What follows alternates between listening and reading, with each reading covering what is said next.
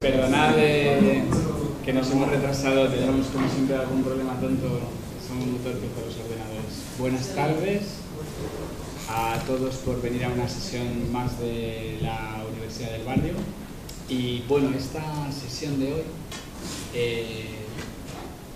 gira en torno de un intento de que nos volvamos a entusiasmar con un pasado no tan cercano. Y vamos a intentar, entre nuestros invitados tan honrosos que nos acompañan hoy y vosotros y todos, pues ver lo que sacamos. Cuando presentamos este curso yo dije una frase que en realidad es la que define esta sesión y abre una pregunta que os quiero dejar planteada para que después, cuando llegue vuestra intervención, pues si queréis podéis contestarla, estaría bien porque es como una pequeña pregunta de examen. La frase es una frase de Franco, que parece ser que dijo en una ocasión que el siglo XIX habría que haberlo borrado del mapa o habría que borrarlo de la historia, del pasado.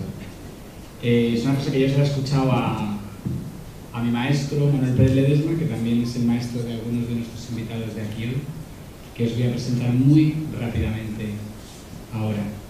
Gregorio Alonso es profesor de la Universidad de Leeds, es un historiador de historia contemporánea, experto en historia del pensamiento y también de los movimientos sociales, y pues quizás su mejor carta de presentación la tenéis mañana, que presenta en una librería de aquí cerca, de calle Embajadores, en una librería que se llama Venir a Cuento, su último libro que se titula La nación en capilla, ciudadanía católica y cuestión religiosa en España, 1784-1876, más o menos. Bien.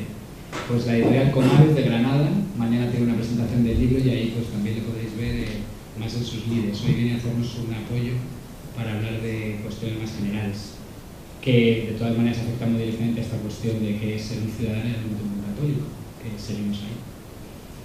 Florencia Peirú es investigadora en la Universidad Autónoma de Madrid y probablemente pues hoy día la mejor experta que tenemos joven en España sobre los primeros republicanos y qué es eso de defender la democracia en un tiempo que no es el actual.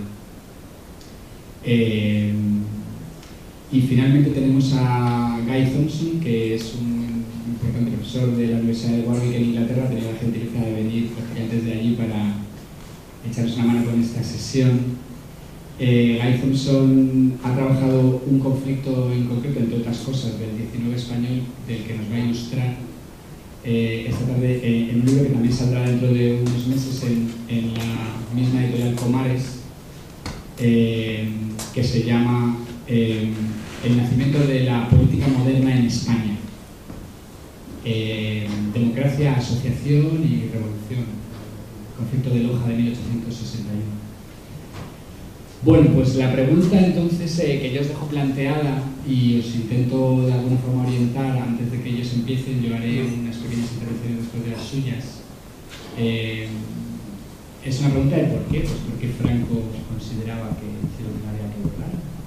En principio eso es algo que a mí, la primera vez que lo escuché, pues me dieron ganas de aprender sobre esto, ¿no? Porque si Franco decía que había que borrarlo, a lo mejor es que había algo interesante ahí. Pero es una pregunta que yo creo que tiene su aquel, ¿no? Porque ¿por qué, según Franco, había que borrar el 19? Por la cantidad de caos, de desorden que hay político en ese periodo, alzamientos militares, revueltas populares. Bueno, al fin y al cabo eran militares, muchos de los que intervenían en política en la época, como él.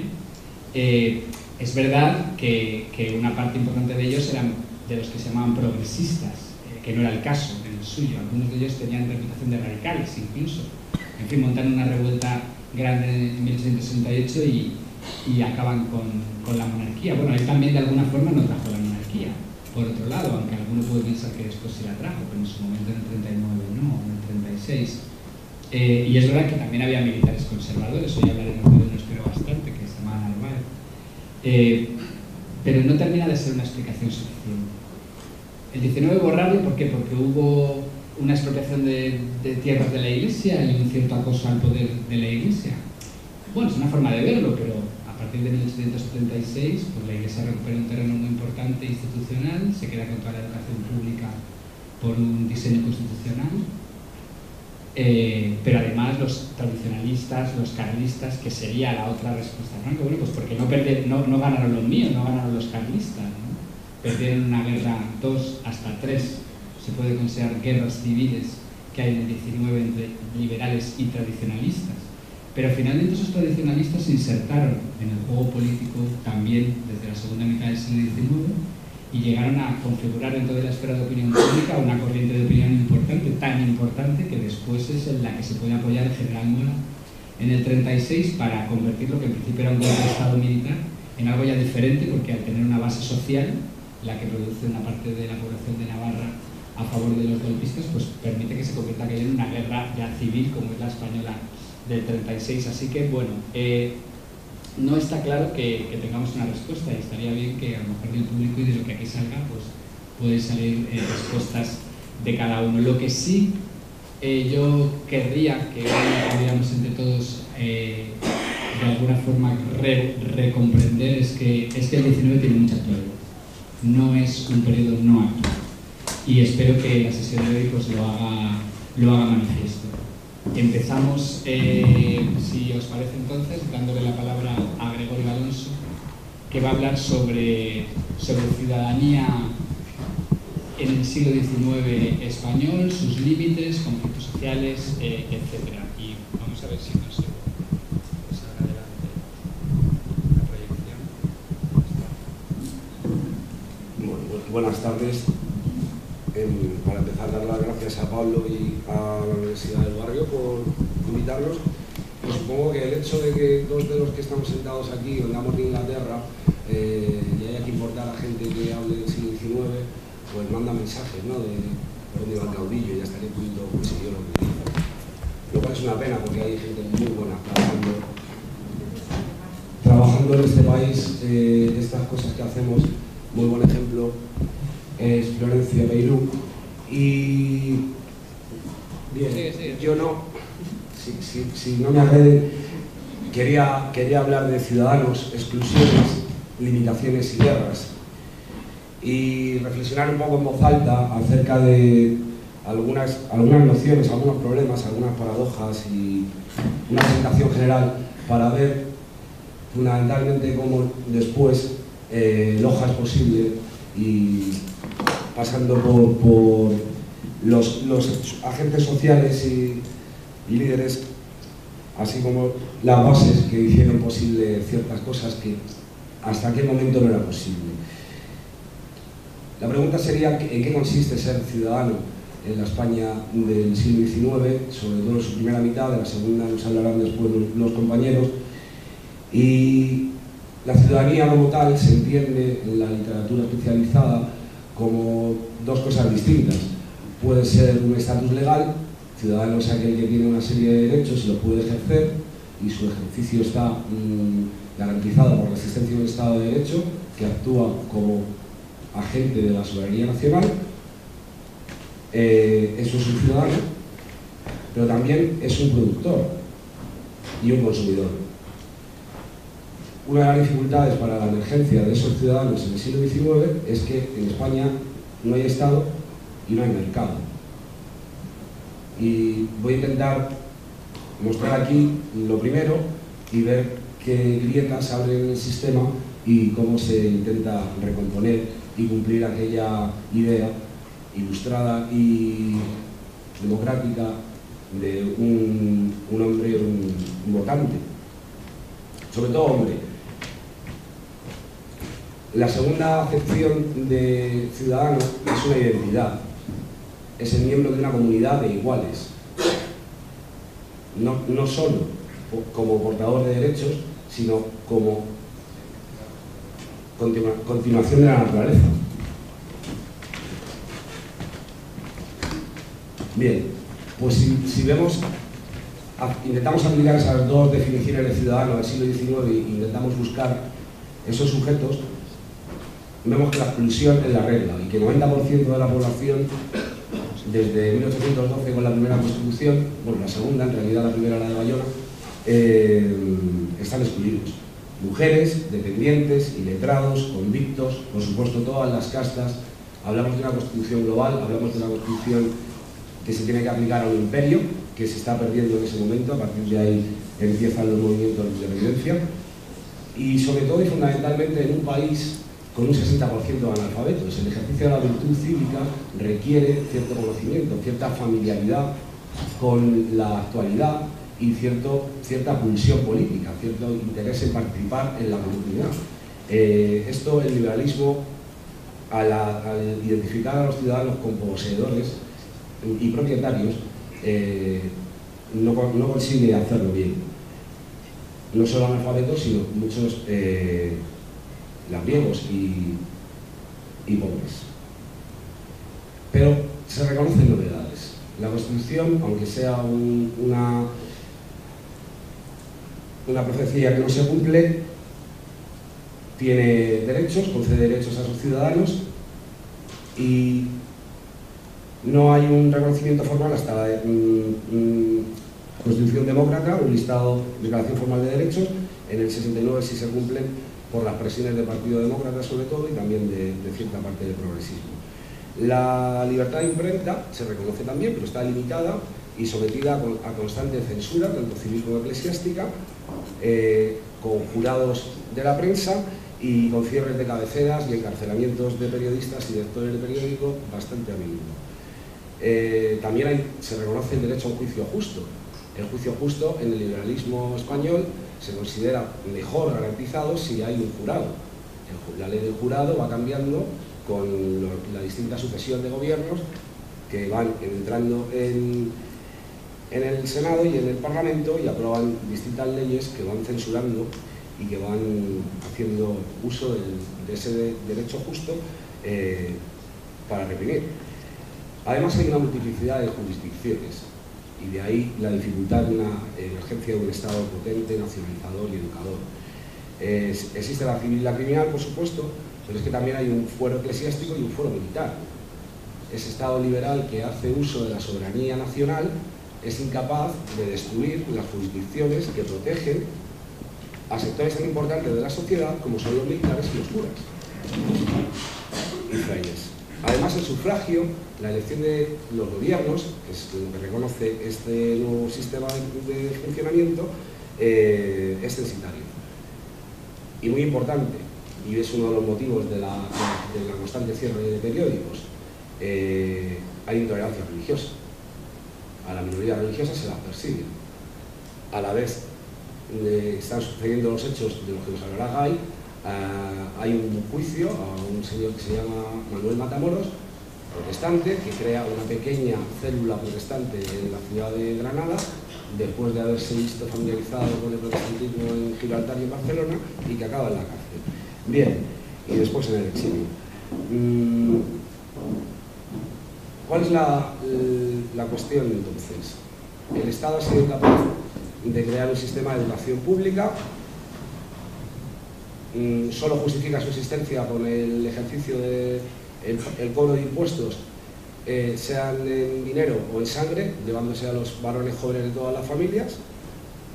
Un país atravesado de guerras civiles y de conflictos irresueltos de todo color, ausencia de recursos materiales, jurídicos e ideológicos para crear este Estado, pero con una clase dominante que sigue haciendo uso de las estructuras de la vieja monarquía, con algunos retoques electorales, por ejemplo, pero incapaz de codificar, de hacer un código civil.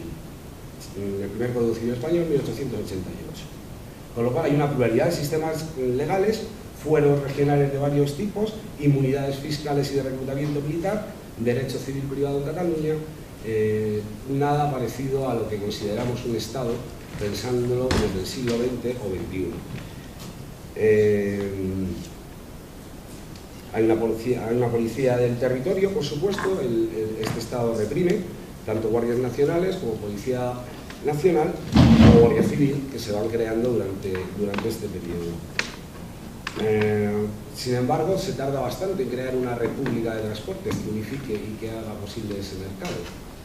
Cuando se hace con material, capital francés y británico o inglés, y responde a una concepción totalmente centralista del Estado, radial, que deja sin conexión a las dos regiones más económicas más importantes y exitosas de este país, que son las que quedan cerca de los Montes Vascos y las que dan a la Costa Brava.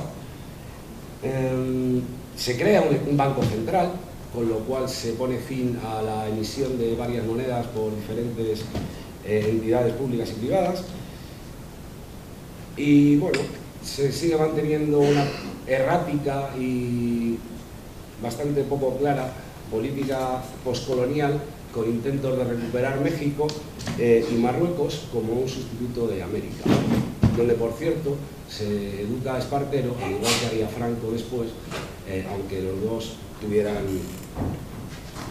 opciones muy distintas. Bien, sin embargo, en este marasmo, en esta dificultad, se van reconociendo el derecho de asociación, y como han estudiado muy buenos compañeros tanto en Valencia como en Cataluña y también en Andalucía, empieza a haber un auge del liberalismo popular, del que han escrito las dos personas que van a seguir, y bueno, y se dan movimientos democráticos, republicanos, exaltados radicales y todo tipo de bueno, la resistencia, el antagonismo, la hostilidad social, la guerra, se va abriendo y se van creando, desarrollando mecanismos para resistir este Estado que reprime, se lleva a sus hijos, no educa y bien. La educación, por cierto, se la dejan las escuelas parroquiales y municipales, y el Estado, pues efectivamente, supone una detracción de recursos.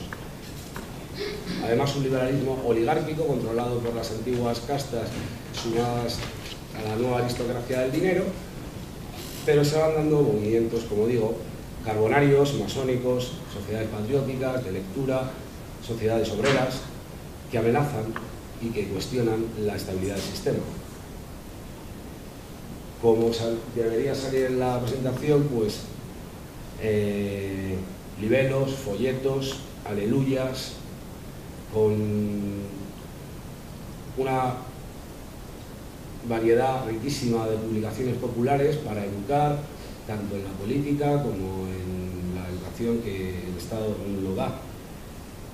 Y violencia, mucha violencia, guerra civil, incapacidad para el consenso, cuestionamiento constante de las normas y movimientos que recurren a la violencia, sean los carlistas con la muerte sin hijo varón de Fernando VII y la disputa primero familiar y después política y social, que dan origen al movimiento político más longevo, con el mismo nombre y con muy cambiantes objetivos, de la política contemporánea española, el movimiento reaccionario carlista,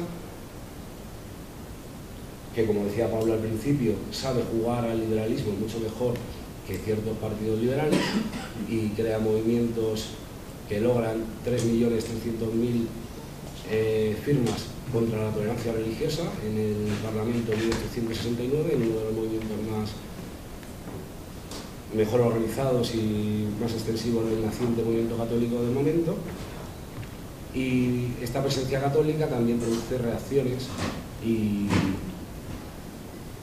se dan motines anticlericales, donde se asesinan a miembros del clero, normalmente frailes, pero también algunos curas, en ciudades y a veces en pequeños pueblos, a la vez que se dan también motines contra las quintas o contra el reclutamiento forzoso y contra los impuestos injustos como la sal. Con lo cual,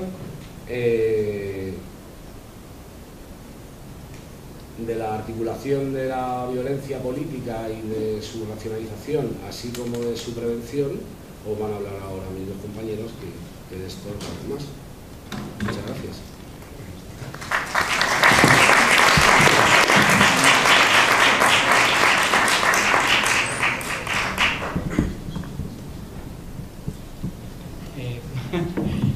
Bueno, me vais a permitir un segundito que haga yo una intervención después de esta primera presentación.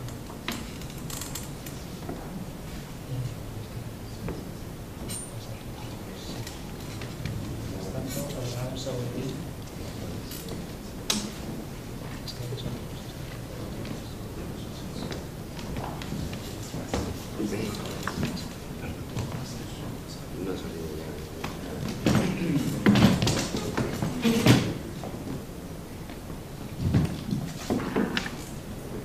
Antes de que empiece Flor, yo quería leeros un cuentecito que he preparado, que dice así.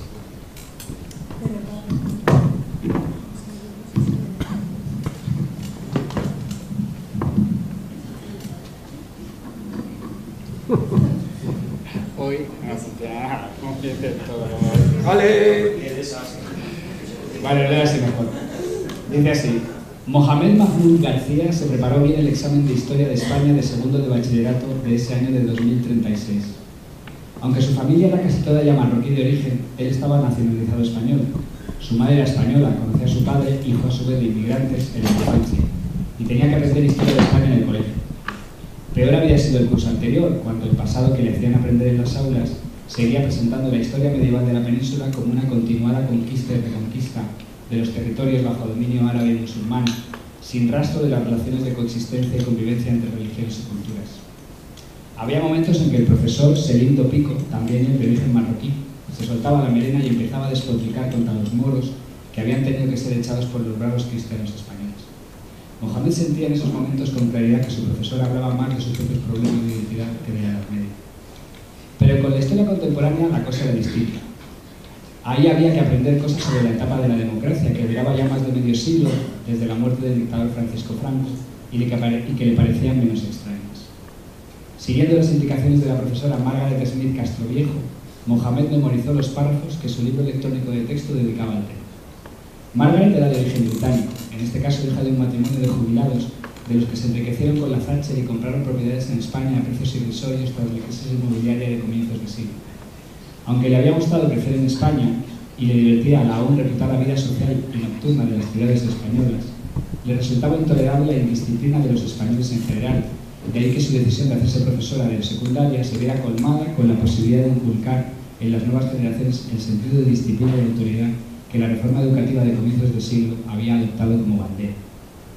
Mohamed memorizó este párrafo de su libro. Tras la muerte de Franco, España recuperó la línea de modernización frenada por 40 años de dictadura y cierre frente a la evolución general de Europa. España se convirtió en unos pocos años en ejemplo de una sociedad dinámica, proyectada hacia el mundo globalizado a través sobre todo de la cultura, en parte gracias a la fortaleza de su idioma, el español. El país consolidó una posición internacional en intervenciones humanitarias y misiones de paz y pasó a ser considerado uno de los lugares donde mejor se vivía en el mundo avanzado, provocando la envidia del resto de los europeos. Políticamente, lo más destacable del periodo anterior a la actualidad son las luchas entre socialistas y populares por marcar la tendencia y la velocidad de las reformas y cambios que necesitaba la sociedad y la economía. Mientras que los socialistas defendían un estado del bienestar al estilo clásico del centro y norte de Europa, los conservadores abogaban por una mayor combinación entre la protección estatal y la iniciativa privada en la provisión de servicios públicos. A comienzos del siglo, una crisis económica que asoló también a buena parte del mundo occidental más desarrollado pareció ensombrecer los logros de la democracia española, pero finalmente se superó con la adopción de medidas de gobierno adecuadas que contaron con el apoyo de todos los sectores sociales relevantes y las principales instituciones políticas. Hubo protestas y movilizaciones populares motivadas por los altos niveles de desempleo y la imposibilidad de muchos ciudadanos de seguir pagando las hipotecas de sus viviendas, pero la economía española, que estaba ya entonces muy implicada con la del resto de Europa, recuperó su dinamismo con el tiempo, deshaciendo los pronósticos más pesimistas y frenando las opciones políticas más radicales, que abogaban por cambiar la Constitución, dividir el país en estados independientes y sustituir la monarquía de Felipe VI, que entonces recaía en su padre Juan Carlos I, por una república. Esa tarde, sin embargo, su hermano Karim Rafael le recomendó que echase un vistazo a su libro electrónico de texto, que era de 3 años antes. Mohamed admiraba a Karim Rafael no solo por su inteligencia, sino porque era muy generoso con él y siempre le recomendaba películas, conciertos y cómics, así que le hizo caso. El relato que encontró en su libro era muy parecido, pero añadió una información que copió y memorizó. Decía así: la crisis económica fue interpretada por muchos españoles como el efecto de la creciente subordinación de las políticas nacionales e internacionales a los intereses particulares de las corporaciones financieras y sus vínculos comerciales. La expresión más notoria de esto era la desaforada corrupción de la clase política y los partidos del arco parlamentario. Un movimiento popular de rechazo generalizado al sistema electoral y la falta de compromiso social de los políticos estalló en el año 2011, con campañas ciudadanas en las principales ciudades del país, de la cual surgió una cultura política crítica y disidente con la mitificación de la democracia española, y que de alguna manera continúa hoy activa. Mohamed salió del examen de Historia Contemporánea contento por haber añadido a su respuesta a la pregunta sobre España en el paso del siglo XX al XXI el párrafo memorizado del libro de texto de su hermano. Le extrañó que su profesora le llamase a su despacho a revisión de examen.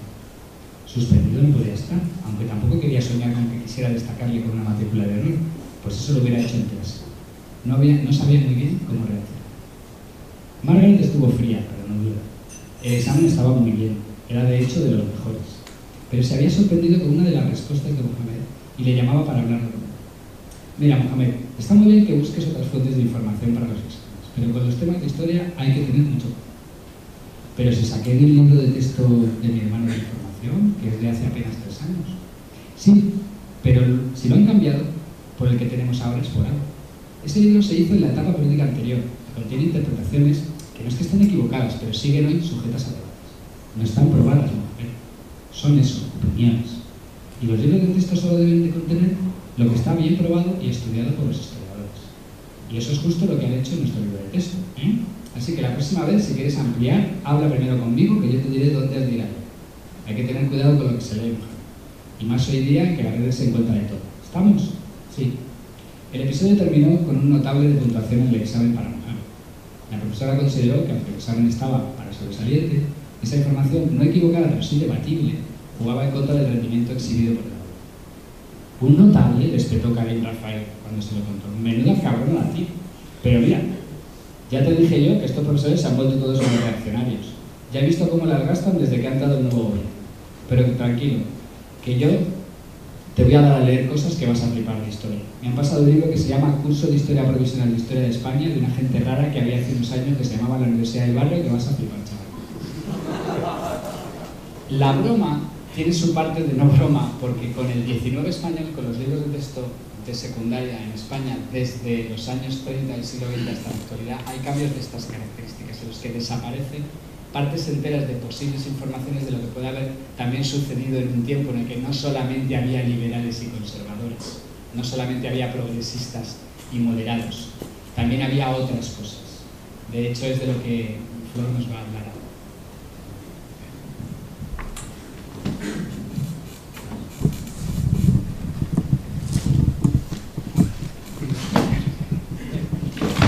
Buenas tardes.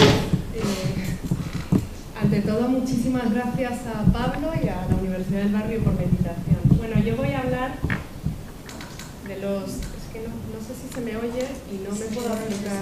Vale, voy a hablar de los primeros demócratas españoles, de los primeros sectores que tuvieron en España, que exigieron el sufragio masculino primero y el universal después, soñando con establecer en España una comunidad de ciudadanos igualitaria y armoniosa.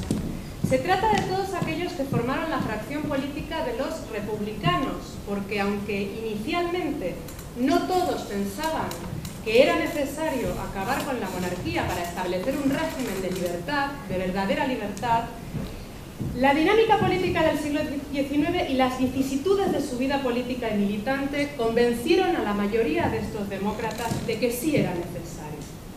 Bueno, esos primeros demócratas y republicanos españoles eran generalmente periodistas, escritores, médicos, abogados. También había maestros e incluso algún aristócrata como José María Orense, marqués de Albaida, y militares como el general Pierrat. La mayoría eran liberales que radicalizaron su postura cuando se estableció en España el sufragio censitario en 1837, es decir, cuando se estableció que solo podían votar aquellos que tuvieran una determinada renta y pagaran una determinada cantidad de impuestos. Este primer republicanismo español no ha tenido ni tiene en nuestro país un lugar muy destacado en la historiografía ni en la memoria. Desde la izquierda, el republicanismo se considera como un movimiento pequeño burgués y desde la derecha como un puñado de anarquistas. Para todos son una panda de perdedores. Sin embargo, esos primeros republicanos fueron los primeros, como ya he dicho, que defendieron y reflexionaron sobre la democracia en España. El movimiento que formaron contó con un respaldo popular creciente a lo largo del siglo. Todos los especialistas en la materia, de hecho, destacan la fuerza y la continuidad a lo largo de décadas de esos ideales democráticos y republicanos que difundieron, así como la amplia implantación social y geográfica que terminó adquiriendo este movimiento. Un movimiento que como consecuencia terminó teniendo un peso notable en la dinámica histórica de España, del periodo. El estudio de este movimiento desmiente en gran medida la imagen tradicional que se ha dado de la España decimonónica como una sociedad atrasada, sobre todo desde el punto de vista político. Hubo demócratas en España, hubo ciudadanos y hubo movilización política y social. Bueno, en mi intervención voy a mostrar brevemente cómo se organizaron, cómo actuaron estos primeros demócratas y cómo concibieron la ciudadanía y la democracia. Bueno, a lo largo de todo el periodo que se desarrolla desde que aparecen en la esfera pública, básicamente durante la década de los años 1830 hasta la Segunda República, la práctica política y organizativa de estos grupos republicanos se desarrolló fundamentalmente entre la legalidad y la clandestinidad. En lo que se refiere a la clandestinidad, los demócratas y republicanos organizaron a lo largo de todo este periodo distintas sociedades secretas en las que se politizaba y preparaba al pueblo para la acción. Con ello querían forzar un cambio de régimen en sentido democrático y de hecho protagonizaron varios intentos revolucionarios. Por ejemplo, en 1848, las imágenes no coinciden con los periodos, en el 48, en el 54, en el 66, en 1869, en 1883, es decir, hay varios momentos en los que protagonizan estos sectores intentos democráticos. Bueno, en lo que respecta al ámbito de la política legal e institucional, desde su aparición también en la esfera pública, estos demócratas y republicanos intentan tener presencia en el Congreso de los Diputados y, de hecho, en 1842, nada más empezar a organizarse, consiguieron 5 diputados. En 1855 ya eran 16 y en 1869 ya eran 85. Ahí tenemos una prueba de la importancia que va adquiriendo este movimiento. Aquí tenemos arriba a uno de los primeros diputados, Nicolás Rivero, que va a ser su bicentenario de su muerte este año, y abajo José Pauli Angulo, un diputado de 1870, acusado injustamente, a mi juicio, de la muerte del general Primo. Bueno, en 1849 se creó el Partido Democrático. Crean un Partido Democrático que este Partido Democrático en 1868 se convierte ya en Partido Republicano Federal. Durante la Restauración, es decir, el periodo que se extiende a partir de 1874, ese partido se fracciona en distintos grupos republicanos. Bueno, todos esos partidos, y esto es un rasgo de la política, bueno, un rasgo de la época que afectaba a casi todos los grupos políticos, se caracterizaron por una organización interna débil. Se trataba de grupos de periodistas, como he dicho antes, médicos, abogados, que se organizaban de manera difusa, intermitente, en torno a periódicos, a comités electorales en momentos de elecciones solo, a tertulias, a clubs, círculos de lectura. Los periódicos, a lo largo de todo este periodo, a lo largo de todo el siglo XIX, tuvieron una importancia fundamental en las labores organizativas, ya que sus redacciones, que se encontraban normalmente en pisos de pequeños edificios de lavapiés, por ejemplo, de Antón Martín, bueno, pues en esos pisos donde estaban las redacciones de estos periódicos, pues eran lugares permanentes de reunión, de discusión, de debate, de organización. Los periódicos además eran instrumentos muy potentes de politización, eran leídos en cafés, en lugares públicos como cafés, calles, plazas, gabinetes de lectura, y así podían llegar a esa gran población analfabeta de la que ha hablado Gregorio anteriormente. Si desde 1840 hasta 1868, debido a la represión política que caracteriza este periodo, estamos hablando de unos 6 periódicos más o menos democráticos republicanos al año, A partir de 1868, solo en Madrid aparecen 70 periódicos y revistas republicanas. Destacan títulos como El Combate, La República, La Revolución. Pero además, no solo los republicanos publicaban periódicos, sino que publicaron a lo largo de todo este periodo muchísimos manifiestos, folletos políticos que también eran leídos en todos esos espacios públicos. Además de esos periódicos, los demócratas y republicanos se organizaron en torno a sociedades educativas, sociedades de debate, de lectura, y a partir de 1868 clubs de barrio que se celebraban muchas veces en teatros como este, clubs de distrito. Algunos de los clubs más conocidos eran el Club de Antón Martín, el Club del Congreso, el Club de la Montaña. Bueno, pues son todos lugares de reunión, una vez más, de debate y sobre todo de educación, de politización, de organización de esas bases populares. Muchos de estos clubs, de hecho, eran en los lugares en donde se organizaban esos intentos revolucionarios, funcionaban como depósitos de armas, de municiones. De hecho, había uno en la calle del Oso que fue descubierto por la policía, y allí descubrieron también el gorro frigio y toda una serie de símbolos de sociedades secretas. Entonces, bueno, pues eran clubs donde estaban dirigidos totalmente al encuadramiento y la movilización popular.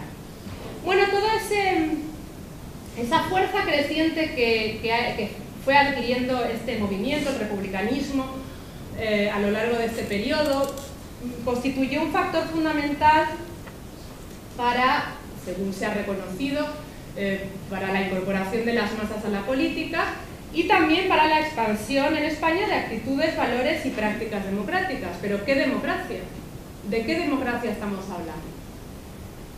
Bueno, las concepciones de estos sectores de la democracia no se ajustan exactamente a lo que entendemos por democracia actualmente, o más bien habría que decir al discurso dominante sobre la democracia. Aunque, lógicamente, no por eso deberíamos dejar de considerarnos demócratas. De hecho, el debate y la reflexión sobre los significados del concepto son inseparables de la historia y de la propia existencia de la democracia. Es decir, la democracia no tiene una única definición válida. Como ha dicho un importantísimo politólogo, Robert Dahl, la democracia ha tenido distintos significados para gente diferente en diversas épocas y lugares. Desde finales del siglo XVIII, los debates en torno a la democracia, a mi juicio, al de la mayoría de los politólogos, se han centrado en torno a dos puntos fundamentales. Uno es la manera de combinar la democracia con el liberalismo, fundamentalmente el liberalismo económico, es decir, la libre competencia, Estado mínimo, etcétera, que puede dejar en la cuneta a muchos sectores de la población. ¿Cómo conciliamos eso con el ideal igualitario de la democracia? El segundo punto de debate es cómo combinamos la democracia con el gobierno representativo, es decir, con la idea de que elegimos cada 4 años a un representante que es libre entonces de hacer lo que quiera hasta la siguiente elección. Porque esto también atenta contra un ideal de la democracia desde sus orígenes clásicos, que es el ideal del autogobierno popular directo. Bueno, la vinculación entre democracia, que se hace de la democracia moderna, entre liberalismo y representación y democracia, que se suele presentar en la actualidad como natural, ha sido y sigue siendo problemática y objeto de controversia. Lo que quiero subrayar con esto entonces es que los debates actuales acerca de lo que es democracia, la manera de reformar la democracia o la posibilidad de recuperar formas de democracia directa o de fomentar la participación y la igualdad de los ciudadanos se inscriben dentro de esta larga, muy larga historia de discusión constante. Bueno, los republicanos españoles del siglo XIX definían la democracia como el reinado de todos o el gobierno del pueblo para el pueblo. Hasta aquí no hay nada raro. Esto implicaba, lógicamente, la extensión de los derechos políticos. El derecho al voto, pero no solo el derecho al voto, también derecho de reunión y derecho de asociación a todos los varones mayores de edad. Hasta 1868 no surgen voces que empiezan a pedir derechos políticos también para las mujeres, aunque son minoritarias. A pesar de todo, España fue bastante pionera en la consagración del sufragio femenino, porque tuvo lugar en 1931, muy brevemente, desgraciadamente, pero es en el contexto de la época europeo, no es de los últimos de luego. Bueno, el voto el voto, que es uno de los puntos, piedra angular del discurso democrático, no se pide únicamente para elegir diputados. Los republicanos defendían, por lo general, lo que se podría llamar una soberanía en acción. Una soberanía en acción, y esta sí que es una primera diferencia con la democracia tal y como se ejerce hoy en día. Un ejercicio constante de los derechos políticos. Para los republicanos, ser ciudadano era ser un sujeto permanentemente participativo y vigilante.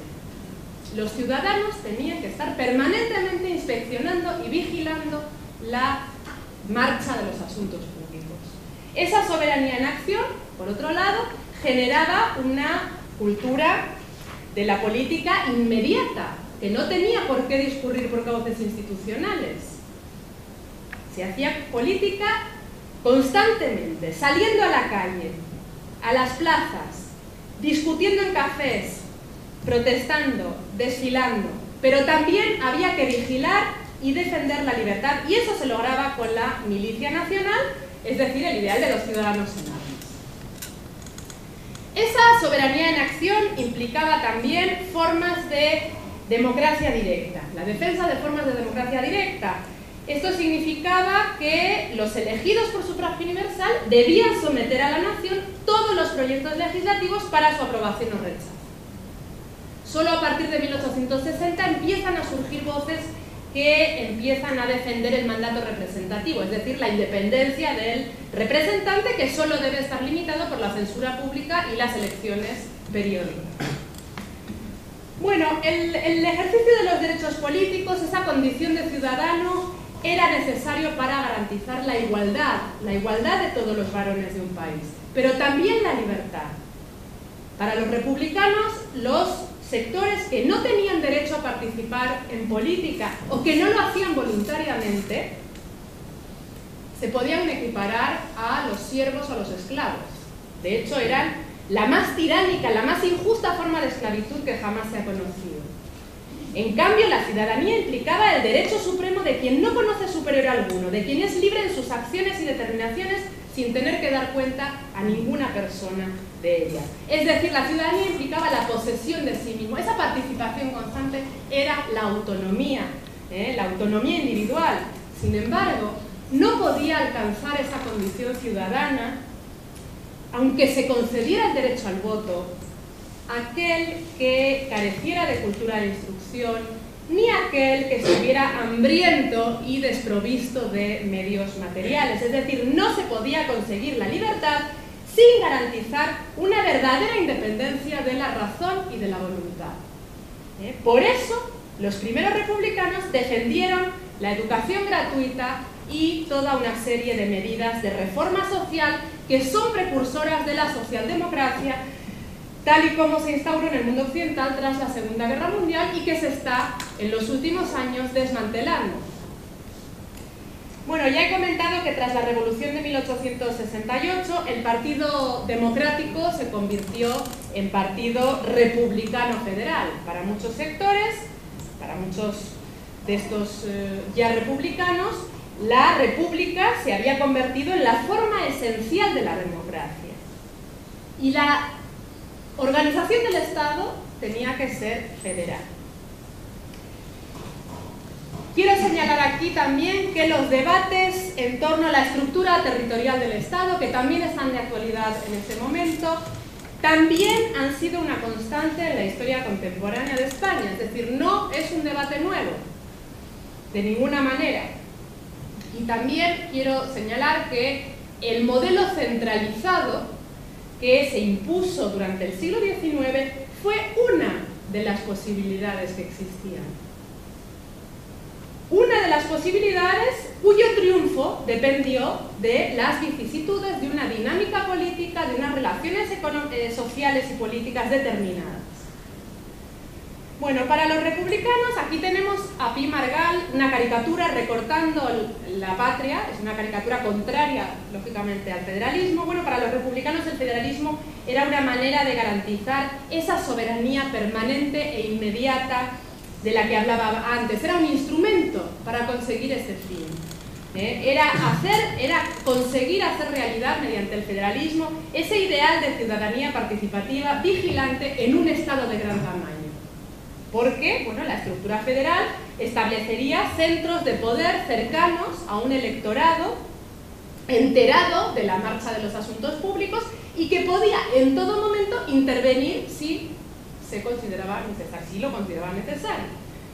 Esto confiere al discurso republicano un contenido revolucionario, porque, bueno, pues significa el control de la vida política por parte de un pueblo en acción que podía, como de hecho sucedió durante la Primera República, con los cantones, con el cantonalismo, desbordarse.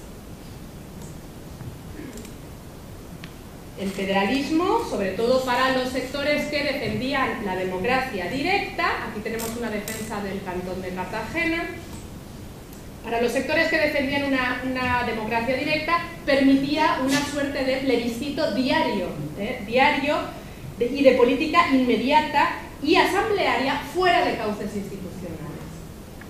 Por esto, muchos republicanos terminan alejándose del proyecto federal. Aquí tenemos el debate entre republicanos unitarios y federales. Pero esa revolución, ese contenido revolucionario no derivaba únicamente del federalismo.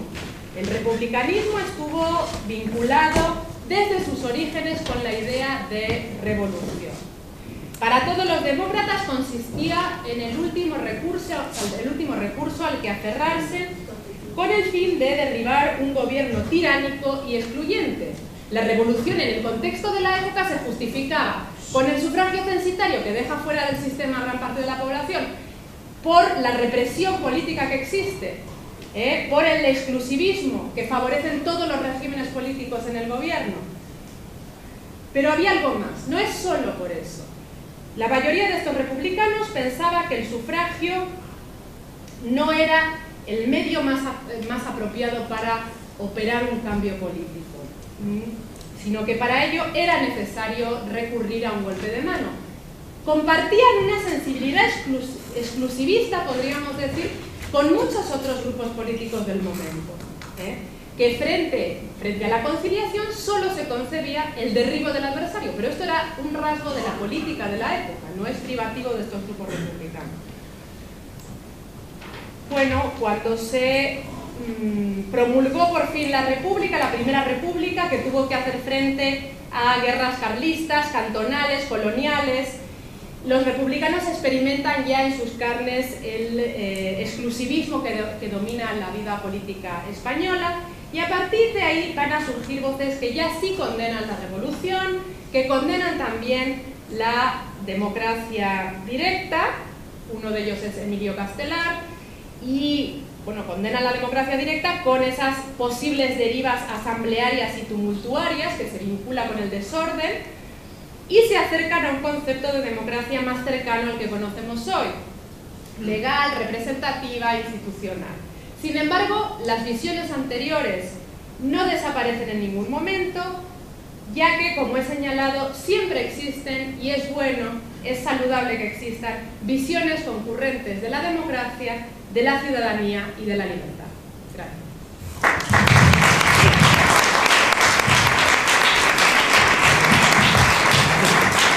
Muchísimas gracias, Flor, por la presentación. Ya estamos un poquito mejor con la tecnología. Mientras Kai pasa a preparar su presentación también de imágenes para ayudar, pues yo, inspirado en mi pasión por la revista Mongolia, pues he hecho otro pequeño relato, porque además me lo ha servido en bandeja Flor al hablar de Emilio Castelar, que, como sabéis, tiene una plaza en Madrid.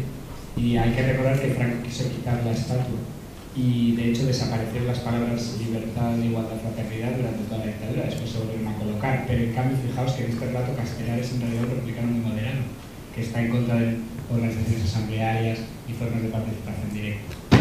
El cuentecito, para preparar un poco la presentación de Guy, dice así: una conversación entre dos niños en un colegio en el año 2035. Mi padre está como una cabra. ¿Por? Me trae al colegio por el camino más largo. En vez de coger la avenida y venir directo, todos los días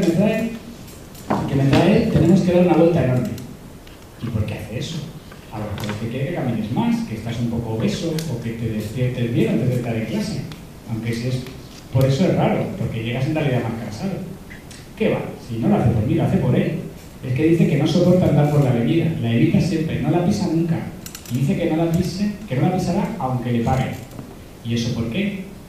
Pues por no sé qué, que dice que está dedicado a un tipo que creo que fue un chungo de la leche. Ah, claro, la avenida de Alberto Ruiz Gallardón se llama.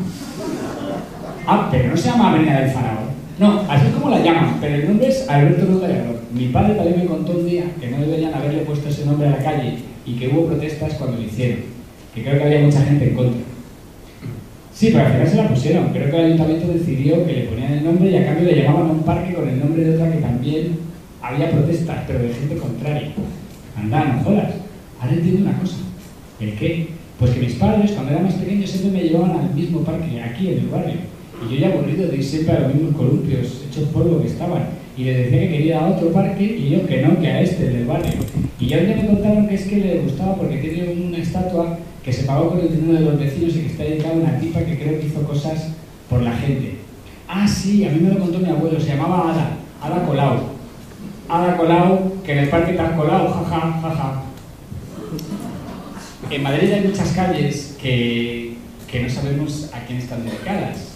Yo recomiendo que cuando paséis por el barrio de Argüelles, que es donde están las de los que a mí más me gustan, pues echéis un ojo a la calle Evaristo San Miguel, que fue un importante liberal exaltado de la década de los 30, un promotor de la milicia nacional contra viento y marea, la mejor de todas, la de mi favorito, la calle Joaquín María López, probablemente el único liberal verdaderamente republicano que ha tenido en la historia del 19 español, un político de verdad, de esos que estuvo dispuesto a jugarse su condición de político por mantener también contra viento y marea un tipo de política dentro de su tiempo, que era evidentemente bastante fuera de su tiempo. Pero el Callejero de Madrid tiene calles dedicadas a Narváez, que bueno, pues ahora nos van a hablar de él, pero a algunos de los personajes del 19 que tienen las manos manchadas de sangre. Con eso convivimos. De hecho, la dictadura no del todo se atrevió a cambiar muchos de esos nombres, pues por la idea de que en realidad se hacía una de cal y dos de arena. Había dos calles de conservadores por una de los que no lo fue. Hay una recuperación de memoria que conviene a lo mejor hacer sobre todo esto, que ya iremos planteando, jugando también con lo que fue después el barrio del Avapiés, que es un barrio fundamental en la transformación de la cultura política madrileña y por lo tanto también de la corte y por lo tanto del país. Y solamente recordaros que algunas calles que se desaparecen, algunos nombres importantes, pues los tenemos con esa preciosa plaza de Tirso de Molina, que durante todo el siglo XIX y hasta el año 39 se llamó Plaza del Progreso y no por algún motivo casual. De hecho, cuentan algunas historias de leyenda urbana que Madrid desaparecía como autoridad central desde la Plaza del Progreso hacia el sur.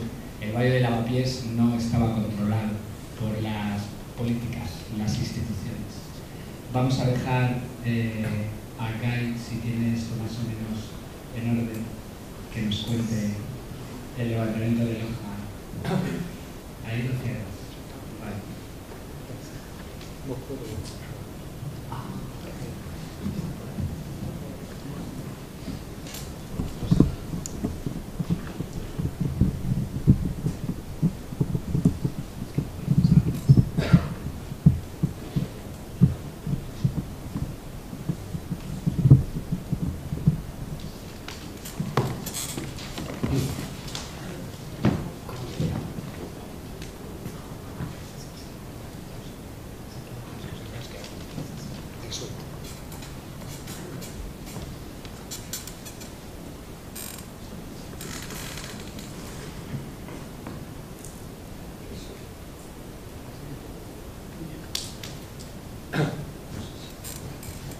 Bueno.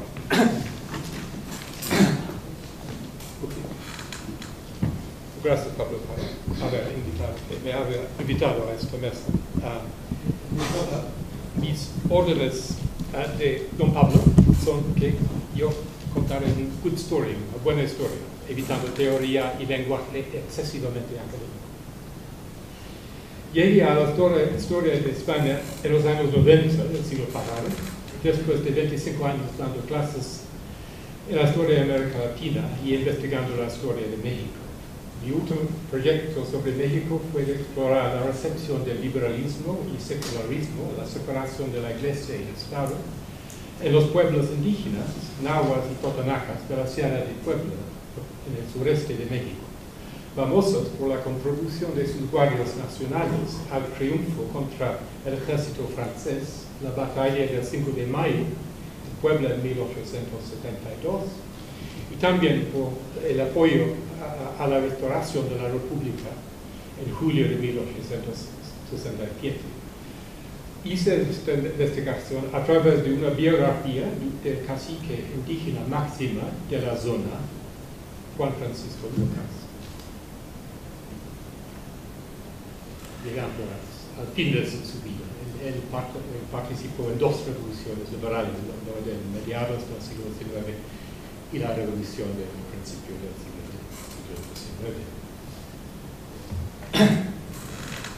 Llegué a la historia de España en 1994, también con el propósito de investigar o comparar la recepción del liberalismo y republicanismo en el espacio rural. En particular, a la organización del Partido Demócrata en la Alta Andalucía, el poniente de Granada, el oriente de Málaga y el mediodía de Córdoba. El mapa no indica. Investigué el Partido Demócrata desde el bienio progresista, 54-66, visto por Karl Marx como el 48 español. El crecimiento en el apoyo para el partido en los años 50 y 60, logrado a través de la difusión de periódicos democráticos, su parte en la caída de Isabel II, en la gloriosa de septiembre de 1868, el sexenio democrático en la Primera República, entrando en la restauración de los Borbones, llegando al gran miedo de la Mano Negra en 1883. Según el título de mi libro, Nacimiento de la Política Moderna de España, esta zona y muchas otras partes de España experimentaron en este periodo un proceso de modernización política, o modernidad definido como la politización de las masas. Al principio, dos cortos pasajes de libros de Raymond Carr y Alistair Hennessy, profesores de Oxford, y Alistair Hennessy, mi jefe en la Iglesia de Warwick, historiadores ingleses, me atrajeron a este tema y esta región. Sus descripciones de un acontecimiento acaecido en julio de 1861, llamado variamente la Revolución de Loja, los sucesos de Loja, la Revolución de Pánic del Queso, la Revolución de los Herradores, captaron mi atención. Columnas de paisanos escasamente armados, vestidos en sus mejores trajes de domingo, salieron de numerosos pueblos de la región, marchando tras de sus vidas locales y sus músicas pueblerinas. Llegaron a Loja al principio de julio y lograron fortalecer la ciudad con fosos y barricadas y resistir el sitio del ejército regular por un periodo de una semana. El 1 de julio es el día de San Teobaldo, santo patrón de la carbonería, sociedad secreta italiana que jugaba un papel importante en el proceso de la unificación italiana del Resurgimiento, pero también en este acontecimiento. A finales de julio, el gobierno revocó la orden inicial dada por el general Luis Serrano, comandante encargado de suprimir el movimiento, para que llevase a varios cientos de ejecuciones sumarias. únicamente 5 de los jefes, cuidadosamente seleccionados entre los pueblos que habían enviado los mayores contingentes amotinados, afrontaron ejecuciones públicas. Por los principios de septiembre, más de 800 hombres habían sido deportados a presidios del ultramar para cumplir sentencias de entre 8 y 20 años de duración. Well, las descripciones de Carr y Hennes muestran que detectaron en estos acontecimientos zonas cosmopolitas transnacionales que no esperaban encontrar en el ámbito rural andaluz. Los dos hispanistas británicos se alimentaron en aquel entonces, cuando escribieron sus libros en los años 60 y 70, de interpretaciones de la alteridad del pueblo andaluz, visto en los trabajos de Ortega Gasset, Constancio Bernardo de Quirós y Gerald Brennan. Carr y Hennessy explicaron el acontecimiento con referencia a un libro de la moda en aquel entonces, Juan Díaz del Moral, Historia de las agitaciones campesinas andaluzas, que habla del socialismo indígena, de los trabajadores rurales y sus luchas contra el caciquismo creado por los nuevos terratenientes moderados.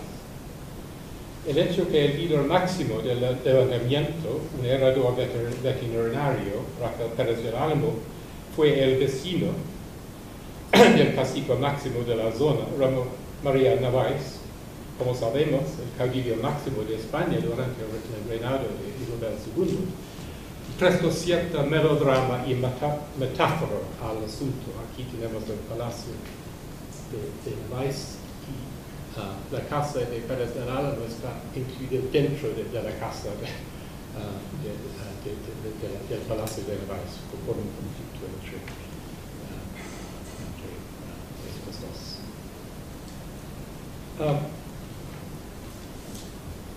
Aquí tenemos imágenes de Pérez del Álamo en 68, en Sevilla, su exilio en Sevilla. Y aquí tenemos la estatua de Ramón Narváez en la plaza de Loja y una foto del periodo de Ramón María Narváez.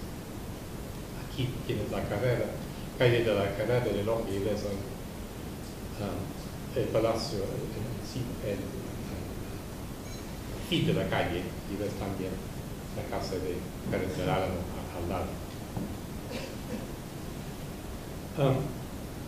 Lo que traté de hacer en mi investigación es poner la rivalidad entre estos vecinos pendencieros en un marco más amplio de los mecanismos desplegados por los líderes democráticos para aumentar su apoyo en la zona, a través de la distribución de periódicos y la propaganda, la organización de sociedades de ahorros mutuos, el deslizamiento a las sociedades carbonarias, participación en las elecciones, las facciones políticas, las conspiraciones y las revueltas. Pablo Sánchez, en su sinopsis para esta sesión, escribe que ya solo el hecho de que Franco dijera que el siglo XIX habría que borrarlo de la historia, debería haber puesto de lado este periodo de la cultura democrática española. Pero en realidad, desde el momento en que estalló la Revolución de Loja hasta nuestros días, periodistas, historiadores y políticos, tanto de la izquierda como de derecha, han rematado interpretaciones variadísimas, tanto del significado de los sucesos como el carácter de su caudillo. Aquí hay algunas interpretaciones entre los historiadores y los periodistas. Según el periódico madrilense, la correspondencia de España, el segundo día de la ocupación el 2 de julio, la intención de los sublevados había sido de hacer un gran contrabando, actividad convencionalmente relacionada con esta región. Los demócratas y republicanos de la época enfatizaron la moderación del movimiento, descrito por Fernando Garrido como una reunión de individuos que van a deliberar. El periódico democrático, El Pueblo, como una romería tumultuosa. Y más tarde el historiador republicano Miguel Moraita como aquella bullanga, que más que movimiento revolucionario se dejó una gran fuerza de gente de buen humor. Como hemos visto, cuando Díaz de Moral, el historiador cordobés, interpretó la Revolución de Loja como un ejemplo de socialismo indígena. Pascual Carrión, historiador de las estructuras agrarias al principio del siglo XX, describe como un levantamiento de los arrendatarios y jornaleros de los latifundios contra los terratenientes tiránicos. Constancio Bernal de Quiros, psicólogo y historiador de bandolerismo, los describe como una primitiva revuelta espartaquista de los jornaleros sin tierra. Javier Tussell como un ciego estallido de violencia rural.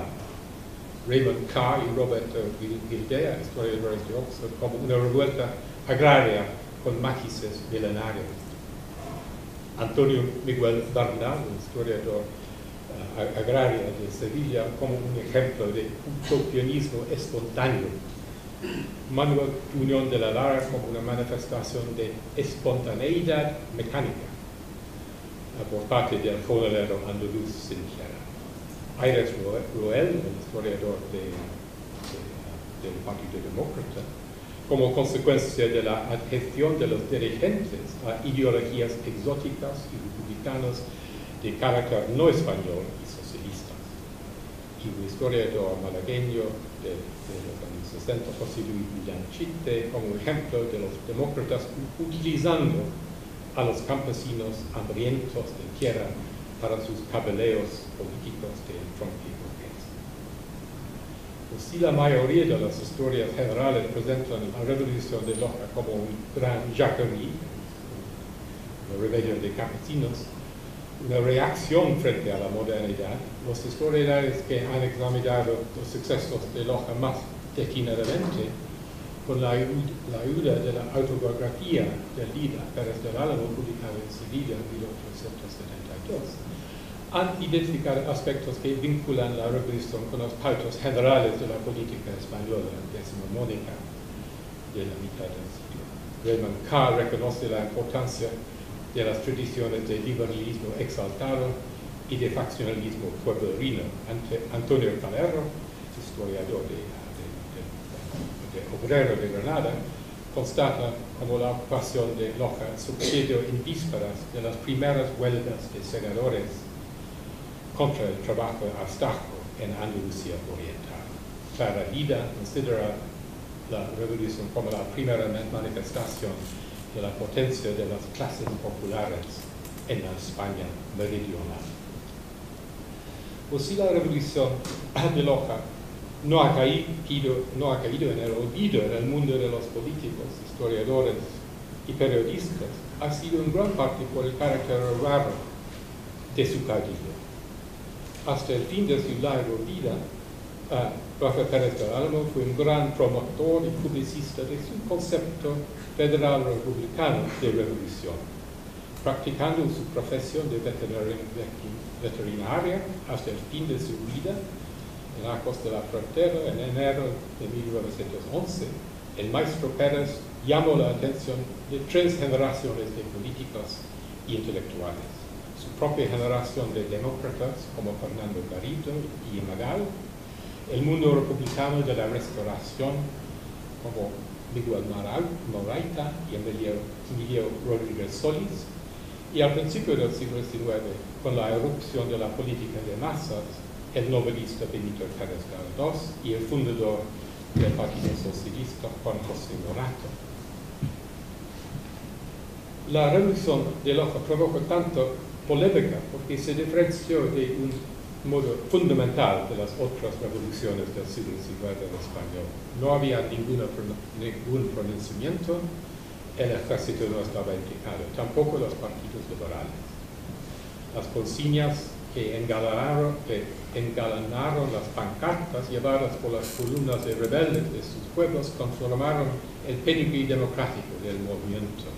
Una sola cámara, sufragio universal, el fin de el puesto de consumos, el fin de las quintas, estas cosas.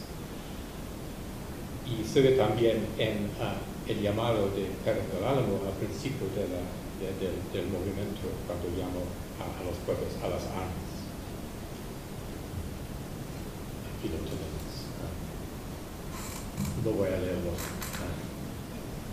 Ustedes pueden leerlo más rápidamente que yo lo cuento.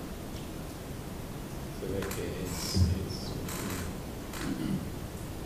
un proclamo muy clásica de las libertades ofrecidas por el Partido Demócrata. Vamos a hablar de Florencia. El mapa. Esta zona entre realmente Ronda y Granada es la zona de la rebelión. Pero los pueblos que llegaban a Loja son más cercanos a Loja por razones. Muchos pueblos enviaron colonos, pero no llegaron a tiempo para fortalecer el pueblo en contra del ejército y volvieron a sus pueblos. 44 pueblos participaban en la revuelta. Pues en contraste con otras revoluciones, con sus planes, manifiestos y pronunciamientos, la revolución de Loja no surgió de un cuartel militar, sino de la sociedad civil y de la clandestinidad. El movimiento era visiblemente más popular que anteriores revoluciones liberales, asemejándose a los levantamientos carlistas en la forma en que los hombres de algunas comunidades se levantaron enteramente, todos los hombres de algunos pueblitos entraron en la revolución, encabezados por sus alcaldes, líderes locales, y un caso notable de Periana, en Málaga, un sacerdote, el cura bueno, se lo llama Periana. Fue precisamente el carácter popular de la revolución de Loja que explica por qué ha dejado un rastro tan largo y polémico, porque los historiadores políticos y dirigentes populares siguen desenterrándolo, pero su carácter popular también explica por qué ha sido difícil desenterrar su memoria colectiva, aparentemente perdido, como vemos en el momento. Pues en contra de los avisos de General Franco, que se borre el siglo XIX de la memoria de los españoles, esta corta revolución efímera sigue intrigando a los historiadores y los polemistas. Curiosamente, sin embargo, esta preocupación no existe en la mayoría de los 44 pueblos que enviaron contingentes a Loja en julio de 1861, donde se queda poco o ninguna memoria del elemento o de la represión que siguió desde la restauración de orden con el ejército. Las conmemoraciones del 150 aniversario de la revolución y el centenario de la muerte de su caudillo Pérez del Álamo en 2011 fueron pocos, confinados a Loja, arcos de la frontera, donde pasan sus últimos años. Nada se organiza en Granada o Málaga o Antequera, el epicentro de la conspiración en 1860. Más imágenes de Pérez del Álamo. Y llegando al fin de su muerte, cuando vivió trabajando como herrero de narcos, algo escrito sobre él en la novela de Pérez Galdós, La Vuelta de la Monarquía. Los primeros 40 páginas cubren la actuación de los demócratas en Loja en esta época. Y Pérez del Álamo mandó varios legajos de memorias que nunca devolvió estos legajos a Pérez del Álamo. No sé de qué pasó con los perdidos.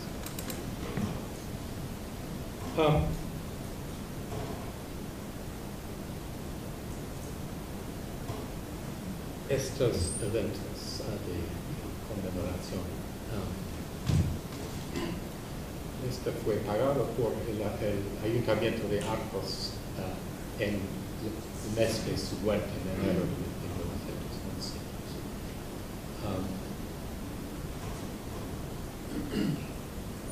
Aquí una exhibición montada en Loja en 211, pero acaban de cambiar de gobierno y desde el alcalde aquí que realmente del PP no se sentía muy confortable en esta exhibición. Y este es el sobrino nieto de Pérez del Álamo, se ve un poco inconfortable también al lado del alcalde. Y el nuevo jefe de cultura también del PP. Y tuve que seguir con la exhibición, pero quisieron cancelar un simposio, pero finalmente lo hicieron en octubre, no me fui para dar una convención aquí. Pero realmente sin la bienvenida de la ciudad. Ella consideraba que el ejemplo de Pérez del Álamo no fue una cosa buena para los españoles contemporáneos. Aquí un acto realizado en el cementerio de Arcos de la Frontera en orden de la restitución del nicho de Rafael Pérez del Álamo. Su placa se había caído y estaba en un montón de basura y un hombre se llama Juan Alarcón lo encontró y organizó la restauración del nicho. Y ves aquí con el cimiento todavía mojado en este acto del 14 de septiembre de 2011.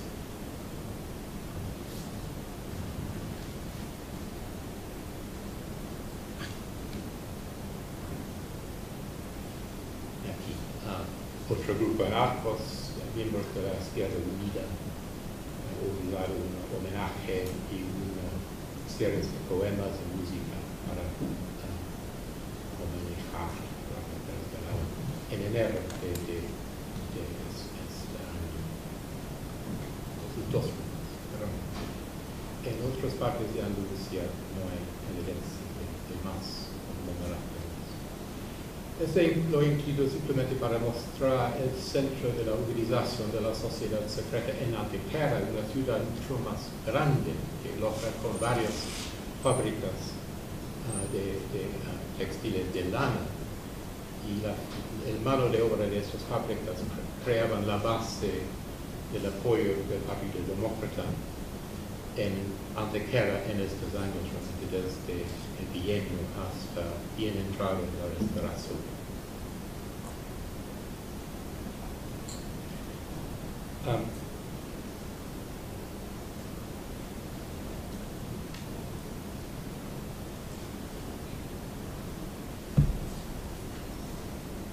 Quiero concluir mirando a dos celebraciones, conmemoraciones un poco más a fondo,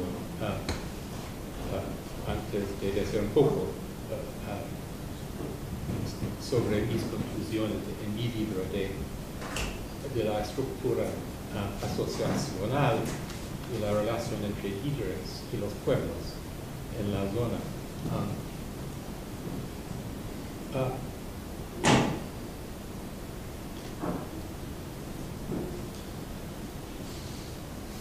José Clavero Moreno, historiador local de Cariana, este pueblo que mandaba más de 200 hombres a Loja,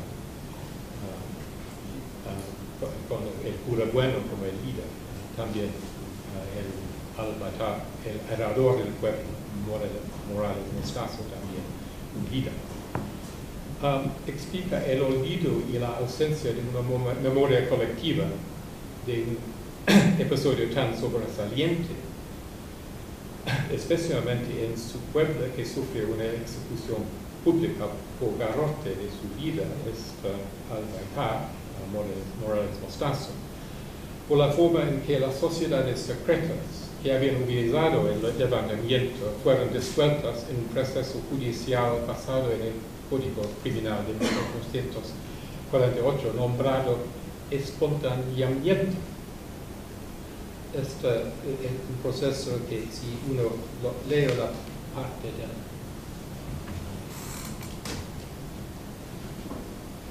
del código que es relevante, estos capítulo 4 de las asociaciones ilícitas, sociedades secretas, se eximirán de las penas señaladas en el artículo anterior si serán condenados únicamente en la detención los individuos de una sociedad secreta, cualquiera que ha sido su categoría, que se espontanearan antes la autoridad, declarando a esto lo que se supieron del objeto y los planes de la asociación. Incluye también la autoridad a recibir la declaración no podría hacer preguntas alguna acerca de las personas que componen la sociedad. Pero Clavero Moreno sospecha que sí dijera bastante sobre los otros miembros de la sociedad. Dice, este olvido de la memoria secular de transmisión oral fue consecuencia de lo que civilmente dio en llamarse el espontaneamiento a efectos legales, pero que en lenguaje popular llamamos el chivitazo o el soplo.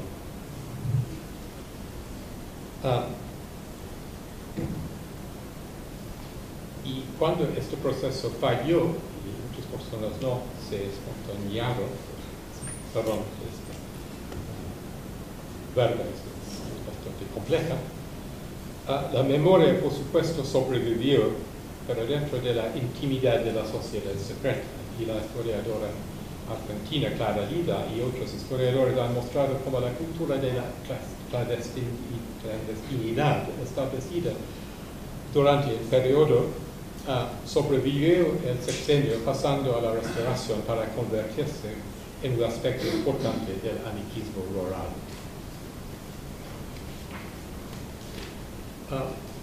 He concluido la ponencia con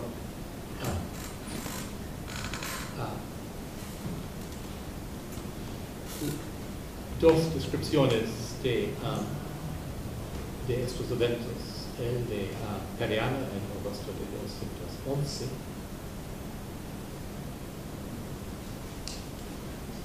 voy a leerlo.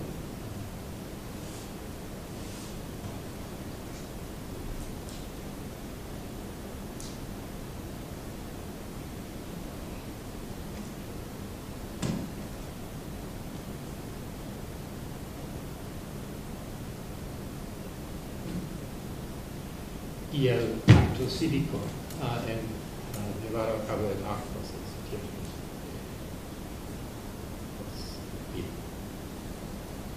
La fecha es incorrecta, 2013.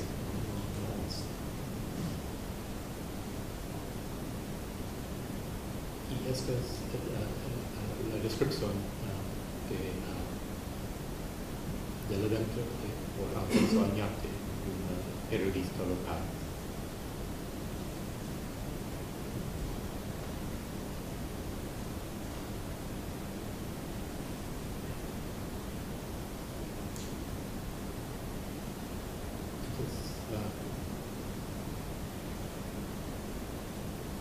Su explicación histórica tiene algunos errores.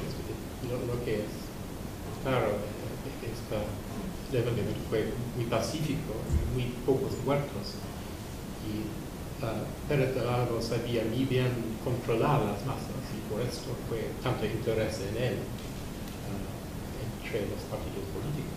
Un ejemplo de orden, de poner orden a una masa potencialmente desordenada.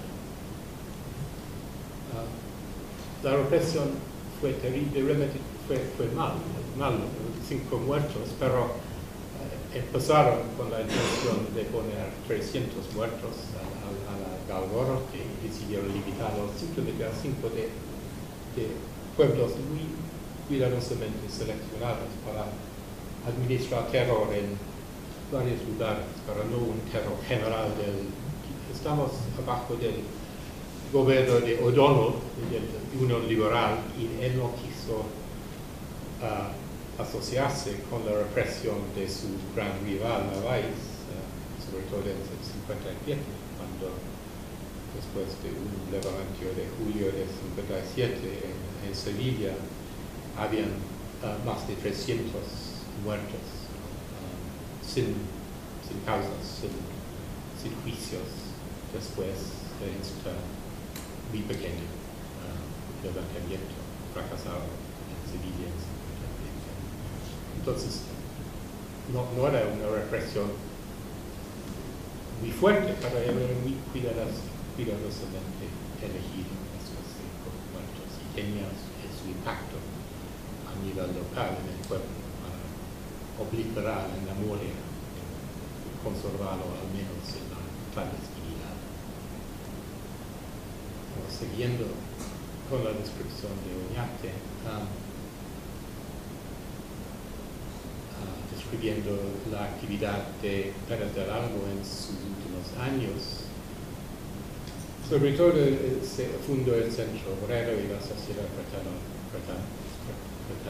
Obrera, y realizando la restauración de sus ruinosos para asociarlos entre ellos y venderlos y repartir su importe.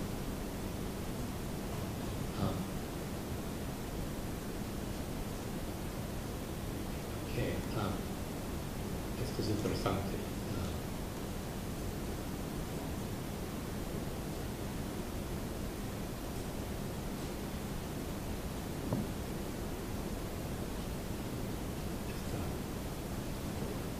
Dando crédito a Juan Aragón para sus trabajos.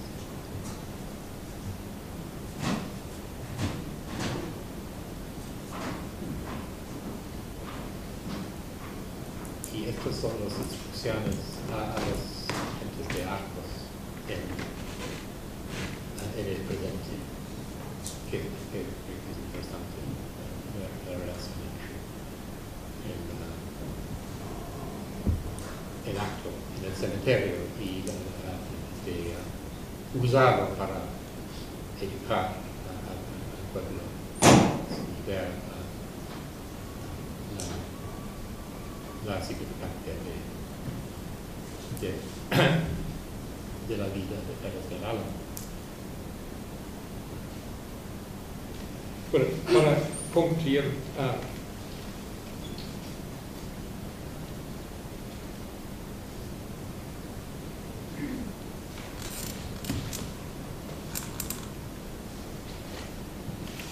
mi investigación sobre la Revolución de Loja se publicará en Granada el próximo invierno.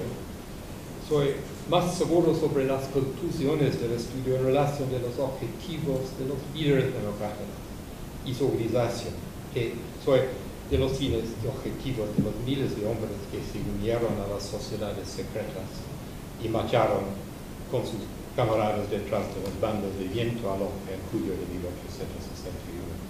Sin embargo, creo que he podido llegar a algunas conclusiones interesantes sobre el impacto de la propaganda democrática y republicana a nivel local. A nivel local, aunque hay una diversidad en la forma en que la democracia se organizó y se expresó, exhibía rasgos comunes en todos los pueblos. La propaganda democrática se llamaba a los pueblos hipóticos o forasteros y vecinos con oficios que requerían movilidad. Heredores veterinarios, doctores, maestros de primeras letras, músicos, cómicos, actores y cantantes de zarzuelas, sastres, vendedores de sombreros, etc. Visto por las autoridades como una plaga infectando el cuerpo político del pueblo, en realidad la democracia fue más banal, una red de asociación y sociabilidad unido por la lectura de periódicos democráticos, irradiando de un centro como Loja o Antequera. En una ciudad grande como Loja, este centro puede ser un círculo, tertulia de ilustrados, el boticario, el médico, el veterinario, el librero, vendedor de periódicos, un abogado, aún mujeres de la clase media. Ellos estaban muy interesados en las visitas de Castellares, por ejemplo. Siempre llamaba aulas con las mujeres de la clase media, este hombre. En los pueblos más pequeños, el centro es un individuo culto o carismático, un labrador menor, un mayoral o capitán de cuadrilla de los jornaleros, un herrador veterinario, un arriero, un corredor de diligencias, un cura. Una vez establecida en un pueblo, la democracia creció a través de la sociedad secreta, siguiendo ritos de iniciación prestados de la caballería italiana. Normalmente las iniciaciones se llevaban a cabo en sitios apartados de los pueblos como un foquito, una almazara, un lagar, los nombres de los molinos de aceite en esta zona. Aunque los ritos de iniciación fueron aterradores, estos sitios apartados y la clandestinidad servían también para camaradería, recreo, copas, discusión de justicias y conspiración. La sociedad secreta se enmascaraba tras de una sociedad de ahorro mutuo para legalizar el cobro de contribuciones y el suministro de beneficios en caso de enfermedad o desempleo. Pero eso es más o menos lo que he hecho en el estudio, tratando de encontrar datos en los 44 pueblos que participaban en la revolución de Loja. Muchas gracias.